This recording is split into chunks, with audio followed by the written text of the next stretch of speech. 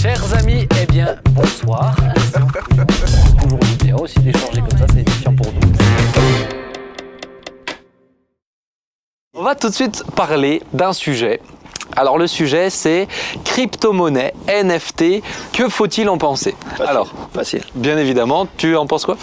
J'en pense, la monnaie, dans les cryptes, il fallait bien qu'ils aient de la monnaie. Oui. Mais alors, crypto-monnaie, NFT, que faut-il en penser? Déjà, pour en penser quelque chose, je vais essayer d'expliquer un petit peu. Moi, vous savez que je m'intéresse à plein de choses. J'aime m'intéresser, j'aime me renseigner. C'est ce qu'on appelle un néophile. C'est quelqu'un qui a un néophyte. Un néophyte, c'est quelqu'un qui découvre une nouvelle chose, qui est un nouvel adhérent. Un néophile, c'est quelqu'un qui aime s'intéresser. D'accord, qui aime s'intéresser à plein de choses. Donc, moi, je me suis intéressé à ça. Et la crypto-monnaie, c'est tout ce qui est de la monnaie. On va en parler avec Nathalie. On a une semi-experte avec nous aujourd'hui. Mais on va en parler. C'est vraiment c'est une monnaie dématérialisée et qui ne dépend pas d'un État. Et ça, c'est extrêmement important. Les NFT, c'est des sortes,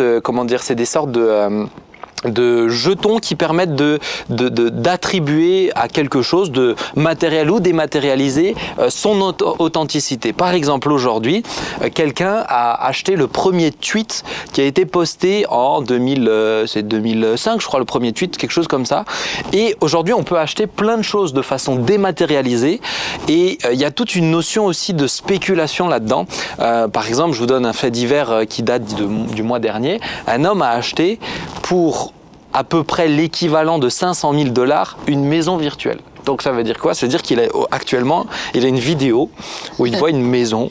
Dans laquelle il habitera jamais. Dans laquelle il habitera jamais, puisqu'elle est virtuelle. Et il a dépensé 500 000 $ pour ça. Donc il y a vraiment une notion aussi de placement financier, mais un petit peu... aujourd'hui, certains le qualifient quand même de folie. Acheter une maison virtuelle pour 500 000 $. Bon, déjà, il faut les avoir, les 500 000 $. Oui. Mais il y a peut-être un peu une notion de folie. Et ça, je ne ferai pas.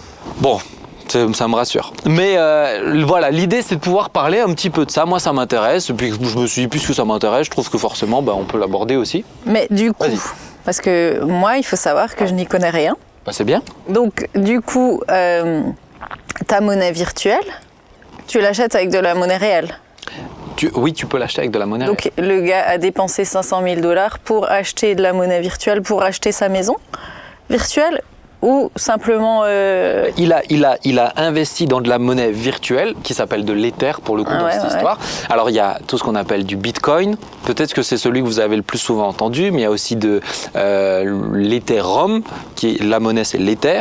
Donc il y a différentes monnaies. Le Bitcoin c'est peut-être le plus connu, mais cet argent-là, il est évalué même sur les marchés boursiers, etc. Aujourd'hui, je crois que c'est le Bitcoin qui est à 1700 $ à peu près. Il est 55 000 $. 55 000 ? Oui. Ah bah alors c'est l'Ether, excuse-moi, alors ça doit être l'Ether dans les chiffres que j'ai regardés. Mais alors Nathalie, tiens, toi tu es un peu une experte. Alors, je suis un peu une experte. Je sais que tu as creusé le dossier. Je ne suis pas du tout spécialiste de la question. Mais tu t'es intéressée. Je m'y suis intéressée avant même l'émission. Wow. Tout le monde va croire que je suis la porte-parole des crypto-monnaies, alors pas du tout. Non. Mais c'est vrai que je m'y suis intéressée. Pour quelle raison? C'est parce que j'entendais dire tout le temps qu'on tournait la planche à billets à vide. Et je me suis posé la question, mais qu'est-ce qu'on entend par tourner une planche à billets à vide? Eh bien, en réalité, il faut savoir que l'argent, la monnaie fiduciaire, comme on l'appelle, l'euro, pour ce qui nous concerne, c'est une monnaie basée sur la confiance. La confiance en un État, la confiance dans les tiers, c'est-à-dire les banques. Et aujourd'hui, quand même, force est de constater que l'euro, on tourne la planche à billets à vide, ça veut dire que la valeur n'est pas corrélée avec l'or qui est la valeur étalon. On fait tourner beaucoup plus de billets, on imprime beaucoup plus de billets que de la valeur en fait. C'est-à-dire concrètement, on peut faire tant et tant de billets parce qu'on a tant et tant d'or. Voilà, et c'est plus le cas aujourd'hui. À l'époque, quand on frappait la monnaie, on frappait une pièce de monnaie qui elle-même valait quelque chose, l'or, l'argent, le bronze. Aujourd'hui, un billet qu'on a en main, il ne vaut rien. Et ça me rappelle, c'est vrai, peut-être une période où on voit certains pays, je pense à l'Allemagne avant-guerre par exemple, mais honnêtement, s'il y a bien une monnaie aujourd'hui en qui j'ai de moins en moins confiance, c'est quand même plus la monnaie fiduciaire, parce que l'État français, il faut qu'il rembourse sa dette à plus de 120% à hauteur de son PIB. Il faudra bien rembourser la dette. Mais donc toi aujourd'hui, crypto-monnaie, allez, quelqu'un qui découvre, Jean-Marie ou Joy qui n'était pas trop au fait avant cette émission, c'est en l'expliquant en 2 mots pour bien comprendre aussi quels sont les tenants, les aboutissants. Oui, alors là aussi je vais essayer d'être la plus simple possible. C'est une monnaie qui est déjà numérique, qui donc est virtuelle en termes de... On ne peut pas la palper, effectivement, mais elle est limitée, concernant le Bitcoin, à 21 millions d'exemplaires. 21 millions de Bitcoin et pas plus seront donc créés. Et ce qui est intéressant dans une crypto-monnaie, c'est qu'elle est cryptée, d'où ça veut dire que la falsification est impossible lorsque le cryptage est bien fait. Et puis surtout, c'est une monnaie où il y a des sortes de notaires, des personnes, effectivement des notaires, qui vont vérifier, les blockchains, c'est ça, qui vont vérifier les transactions. Donc aujourd'hui, s'il y a bien une monnaie en laquelle on peut avoir confiance, c'est cette capacité de vérifier les transactions par des personnes. Alors, quand je dis des personnes, c'est pas vous, toi ou moi, parce qu'il faut avoir des ordinateurs très puissants aujourd'hui, mais ce sont des notaires où c'est vertueux parce qu'entre eux, ils doivent prouver qu'on peut leur faire confiance. Et ce qui est intéressant dans cette monnaie aussi, c'est que, alors elle n'est plus attitrée à un État, il n'y a plus de frontières, et là on peut se dire, mais alors on prépare la mondialisation. Mais c'est un peu sur ça que moi je voulais venir aussi. C'est ce qui est intéressant dans les crypto-monnaies, c'est que justement c'est plus limité à un cadre géographique ou je dirais physique, parce qu'une frontière, quand même, la plupart des frontières, elles sont physiques. On sait quand on est en France, on sait quand on est en Suisse. Aujourd'hui, c'est plus limité à ça. Et un Américain peut avoir du Bitcoin, un Français peut avoir du Bitcoin, et on se retrouve dans quelque chose de plus global. Donc moi, c'est un peu ma question. Je vais venir sur quelque chose peut-être qui vous correspond, qui parle un peu plus à tout le monde. Mais est-ce que, Jean-Marie, toi qui entends ça, ou Joy qui entend ça, est-ce que pour vous, on tend vers quelque chose qui va dans la globalisation? Et donc aussi un peu vers la fin des temps, comme la Bible nous en parle. Qu'on aille vers la fin des temps, ça c'est sûr, parce que de toute façon on a toujours été vers la fin des temps. On se rapproche toujours on va toujours dans le même sens. Hein. Mais moi c'est vrai que je connais très très peu à tout ça.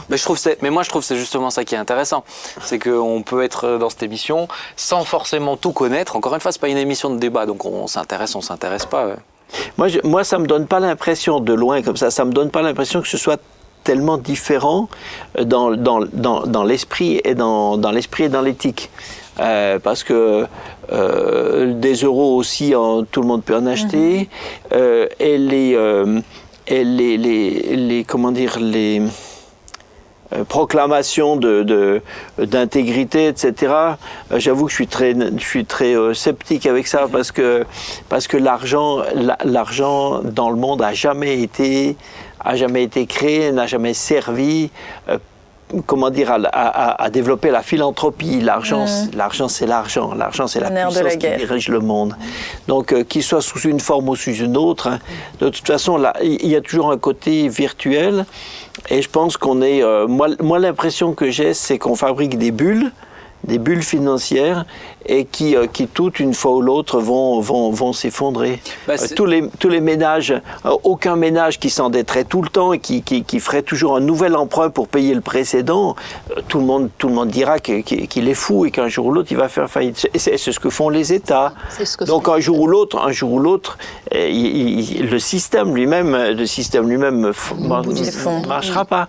Même quand le CAC 40 arrive à 5 000, 6 000, c'est une bulle. Un jour ou l'autre, elle éclate. C'est la question par rapport à ça. Le fait que aussi il y a quand même des investissements un peu spéculatifs, dans le sens de l'exemple que je prenais, ce gars qui est prêt à dépenser $500,000, l'équivalent de $500,000 pour acheter ça avec des NFT. Des NFT, c'est des sortes de certificats d'authentification. Mais bon, est-ce que c'est de la spéculation ou est-ce que c'est de l'investissement comme ceux qui achèteraient un Monet ou un Picasso et qui disent je le laisse grimper en valeur, etc. Voilà. Est-ce que le côté je vais le dire comme ça, est-ce que le côté un peu fou de ces nouveaux investissements, parce que c'est un petit peu fou d'acheter le premier tweet qui a été fait, c'est juste hello, comment ça va, welcome the world, je crois, c'était ça. Mais où est-ce que ça a du sens, ou est-ce qu'on est juste dans un moment de folie, comme il y a eu d'autres bulles qui ont explosé 2008 avec les subprimes, etc. Est-ce que c'est ça, ou est-ce que non, c'est des investissements comme les autres? Joy, qu'est-ce que t'en penses? Moi, je dirais qu'en soi, acheter un tweet, c'est sûr que ça peut paraître démesuré dans le sens où il l'a payé, j'imagine. Je crois que c'était 1 million. Très cher. Je suis pas sûr, mais je crois. Voilà. Après, moi, je vois plus, concrètement comme ça, je vois plus de sens quand même à acheter un tableau, quelque chose qu'on peut admirer, voir, même si les gens l'ont pas toujours chez eux, le tableau qu'ils achètent. Mais voilà, en soi, je trouve que de toute façon, il y a certains objets qui ont des valeurs démesurées. Je veux dire, même un magnifique tableau, quand ça atteint des millions, forcément, je ne sais pas s'il y a plus de sens réellement dans l'un que dans l'autre. Mais je préfère le tableau quand même que le tweet. Tu peux l'observer, ouais. Parce que je peux l'admirer. Mais est-ce que ce côté un peu... moi, je pense que j'ai l'impression que le côté dématérialisé fait aussi un peu peur, parce qu'on se rend compte que tout est de plus en plus dématérialisé. Au-delà même de la crypto-monnaie, même notre argent à nous est dématérialisé aujourd'hui. C'est de plus en plus compliqué. On veut absolument dématérialiser le tout. Donc est-ce que justement ce côté dématérialisé, d'avoir un monde numérique de plus en plus présent, est-ce que ça vous fait un petit peu peur, ou ça vous questionne, ou Je pense que ça fait questionner tout le monde, oui, quand même. Je suppose que pour beaucoup, le numérique, déjà, avec ce qu'on a vécu avec la crise de la Covid-19, certains s'y sont mis par force. Mais je pense que ça fait peur à beaucoup de personnes. Et pour cause, peut-être qu'on se dit la machine va nous dépasser un jour. Le numérique, est-ce qu'on va pouvoir toujours le contrôler? L'intelligence artificielle, ça fait peur. Je pense parce qu'on a peur de déshumaniser, finalement. Et c'est légitime. Et je pense que ça fait partie des freins qui sont sains, en fait, en réalité, pour pas dépasser des choses. Mais est-ce que le fait de le dématérialiser, moi c'est une question que je me pose, mais on n'est pas justement dans une volonté de contrôle? Par exemple, un exemple très concret, cette semaine, j'ai ma banque qui me prévient par mail en me disant c'est des nouvelles lois et des nouveaux textes qu'on doit faire adopter. Merci de nous remplir tel dossier. Donc j'ai dû donner différents documents. J'ai dû dire combien j'ai sur mes épargnes. Alors une fourchette, mais une fourchette quand même assez restreinte pour qu'ils sachent plus précisément ce que j'ai. Et de me demander la provenance. Est-ce que c'est votre épargne? Est-ce que c'est de l'argent qu'on vous a donné? Est-ce que ceci? Est-ce que cela? Donc moi j'ai quand même l'impression que plus c'est dématérialisé, plus aussi il y a la possibilité de contrôle. Moi si je te passe un billet de 10, ça reste entre toi et moi. Maintenant si je te fais un virement, ça reste entre toi, moi et le banquier. C'est ça. Oui, mais pour moi au-delà des questions de dématérialiser ou pas, parce que ça remonte à... ça a toujours... la dématérialisation, en fait, a toujours existé. Oui. Il y avait des populations en Polynésie où ils avaient des monnaies d'échange en coquillages. Donc, c'était des coquillages qui représentaient des valeurs. Oui. Donc, pendant la Révolution française, les assignats, ils étaient... C'est aussi virtuel. Mais, enfin, pas virtuel, mais dématérialisé d'une certaine façon. Donc, pour moi, les vraies questions... qui m'intéressent vont plus loin, c'est quel est l'état d'esprit, qu'est-ce qu'on cherche, qu'est-ce qu'on veut faire avec ça. Et à mon avis, quoique, même si les formes changent, on n'est plus à l'or en tant que le métal, or, mais on passe, on varie, etc. Mais derrière, c'est toujours la convoitise, la soif de posséder, gagner plus, et spolier, dominer, etc. Et c'est ça, je crois, qui grandit le plus derrière tout ça, malgré les affirmations de vertu, de vertu. C'est vrai. Et la Bible dit celui qui veut s'enrichir, il se crée à lui des problèmes. Et Jésus dit, c'est comme les riches qui vous oppriment. Ça, c'est la Bible. C'est vrai. Donc pour moi, je suis un peu, ça m'intéresse pas dans le sens où l'état d'esprit qui est derrière ne m'intéresse pas. Oui, c'est ça. Et toi, Joy? Et moi, si ça m'intéresse? Bah ouais. Tu t'y intéressé maintenant, du coup. Avant cette émission, tu m'as dit mais moi j'y connais rien et tout. Bah justement, maintenant que tu en entends un petit peu parler, ça t'évoque quoi? Mais moi, je vous avoue que tout ce qui est dématérialisé, c'est pas tellement mon truc de base. Je veux dire, même des choses très simples, concrètes, dématérialisées, mais concrètes. L'informatique, tout ce qui est réseaux sociaux, tout ça, à la base, tout ce qui est assez virtuel, ça m'intéresse pas trop. Donc je pense pas qu'après cette émission ça m'intéressera davantage. Mais je trouve beaucoup plus. Je suis contente d'en savoir plus, mais je vais pas investir quoi. Mais tu sais, c'est intéressant parce que je pense que c'est le cas de la plupart des gens en vérité. Mais je trouve qu'il y a, en tout cas moi j'aime bien évoquer les trucs qui me passent par la tête comme ça, parce que on sent quand même qu'il y a des choses qui sont en train sans qu'on y soit forcément intéressé, il y a des choses qui sont en train d'avancer. Oui, où t'as pas le choix. Et où petit à petit, à un moment donné, on arrive dans des domaines où il n'y a plus le choix. Ouais. Avant, tout à l'heure, c'était en off, je crois, mais tu disais un truc très intéressant, Nathalie, c'est que les États créent leur propre crypto-monnaie. C'est quand même fou. Il y a quand même des choses qui sont en train d'avancer. Donc, effectivement, moi je me dis, même si on n'y est pas intéressé, de pouvoir l'évoquer, de pouvoir discuter sur ça, je trouve que c'est important parce que chez certains, ils vivent plus que pour ça quand même. Hein. Et moi, c'est tout ce côté, c'est au-delà de la crypto-monnaie, c'est tout ce côté investissement dans le dématérialisé. Moi, c'est là où j'ai du mal à comprendre l'engouement. Parce que moi aussi, perso, je préfère, si j'ai 1 million que je dois investir, je préfère l'investir du coup dans un tableau que dans le premier tweet. Dans un autre paradigme, hein, c'est voilà, ça. Pour moi, derrière tout ça, c'est des conventions. C'est des conventions de réseau et c'est arbitraire. Quand on décide qu'un tableau, une fois je visitais à Grenoble un musée, et un musée de la peinture, et il y avait un tableau qui faisait 4 mètres sur 3, qui s'appelle le monochrome de machin chose, le gars il l'a peint au rouleau. C'est un tableau, et c'est une seule couleur unie, totalement unie, peint au rouleau, et c'est présenté comme une œuvre d'art. Donc moi, moi je suis mort de rire devant un truc comme ça, tu vois. Et c'est une convention, on a décidé que parce que c'est sous l'étiquette en bas, il n'y a que l'étiquette qui vaut quelque chose. Hein. L'étiquette en bas dit que ça a été fait par monsieur machin, donc il a de la valeur. C'est une convention. Voilà. Donc il est dans un musée, voilà. Ce que font mes petits-enfants sont bien mieux que ça, mais ça fait ainsi une convention. Donc c'est tout des conventions, tout ce qui est virtuel comme ça. Donc si des circonstances font que le système s'effondre, plus rien n'a de valeur. Mais c'est vrai aussi pour la monnaie qu'on a aujourd'hui. Ah oui. Ouais. Là, tu disais que là, on va être confronté tôt ou tard de toute façon. Hein, ça avance, hein, les choses avancent. Je pense qu'on en est au stade, comme à l'époque du Minitel, où on est passé à Internet. On est vraiment dans une révolution de paradigme, vraiment. Et ceux qui s'intéressaient à Internet au tout début, eh bien, c'est vrai, ils étaient précurseurs, en réalité. Et ta question va peut-être susciter les précurseurs devant l'écran. Ouais, mais en tout cas, moi, je trouve que c'est... et puis, ça date d'il y a quasiment 10 ans, le Bitcoin, maintenant. Oui, hein, donc, 2007. Ouais, je crois, ouais. Donc, voilà.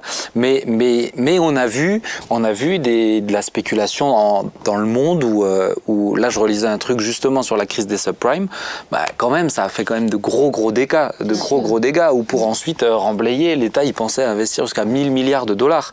Donc on arrive dans des sommes juste à cause d'un petit peu de spéculation qui a grossi, qui a fait cette bulle qui finit par éclater, et on le voit malheureusement. Du coup, ça a un impact très concret dans la vie des gens. Derrière tout ce truc virtuel, spéculatif, etc., ça peut avoir un impact très très concret dans la vie des gens, au bénéfice de certains, mais au malheur d'autres aussi, quoi. C'est ça. C'est que de toute façon, tout va au niveau social, tout va dans le même sens. Oui. C'est-à-dire que les finances, qu'elles soient en or sonnant et trébuchant, ou qu'elles soient en monnaie, ou qu'elles soient en virtuel, etc., l'argent, le bien se condense, se concentre toujours de plus en plus sur un tout petit nombre de gens. Le nombre de gens qui possèdent les 3/4 des richesses de la planète, ce nombre-là aujourd'hui est tout petit. Mais il y avait un film, alors je dévie un tout petit peu, mais je trouvais hyper intéressant. Joy, tu pourrais peut-être me retrouver le nom, avec Justin Timberlake. Et en fait, en gros, dans ce film, c'est post-apocalyptique. Il y a plus de la monnaie, ça a plus de sens. La seule chose qui a de la valeur, c'est le temps. Et donc, time out. Ça. J'ai un excellent caméraman qui vient de me souffler la réponse dans l'oreille. Time out, c'est ça. Et c'est le temps. Et on peut donner du temps. Donc certains ont 1 million d'années. C'est les plus riches. Et ils vivent dans un contexte où du coup, ils vivent bien, etc. D'autres, ils ont juste à la journée. Et ils sont payés à la journée. Et donc, s'ils travaillent, ils reçoivent leur salaire pour le lendemain. Et je trouve que c'est... En tout cas, moi, ça m'a fait réfléchir ce film parce que ça nous fait réfléchir sur ce qui a vraiment du sens, un peu comme tu le dis, ce qui a vraiment de la valeur. Et si le temps, on pouvait le distribuer, ça serait une valeur. Le truc, c'est que personne peut le distribuer parce qu'on ne le tient pas. Bon, là, on rentre sur... On pourrait appeler Laurent pour philosopher sur ça. mais voilà, en tout cas, Time Out, si vous voulez regarder un film qui vous fait réfléchir. On va enchaîner parce que le temps passe, mais merci à Nathalie. Le temps, c'est de l'argent. Et le temps, c'est de l'argent. Excellent. Ça dépend pour qui, mais en tout cas, on va essayer d'avancer. Merci. Moi, je trouve que c'est intéressant, les amis, de pouvoir parler de ça, de plein de trucs qui me passent par la tête. J'ai plein d'autres idées comme ça. Si ça vous intéresse, faites-le savoir dans les commentaires. Si ça vous intéresse pas, faites-le savoir. Faites-le savoir si vous voulez ou si vous avez le droit. Tiens, on est dans un monde libre.